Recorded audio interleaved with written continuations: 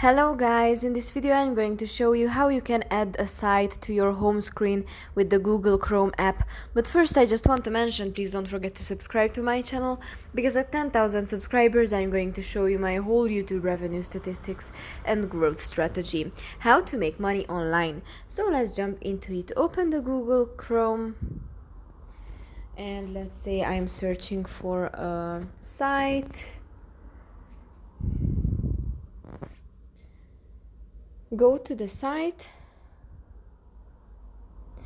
and on the top right corner tap on these three dots on the top, these three dots, and if you scroll down you can have this option add to home screen. Tap on that and you can name your shortcut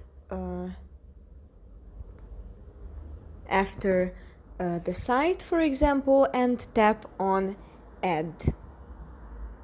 Tap on add, and when you go to your home screen then you can open easily that site from your home screen.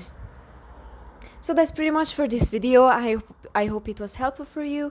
If it was, please consider subscribing and see you in the next one.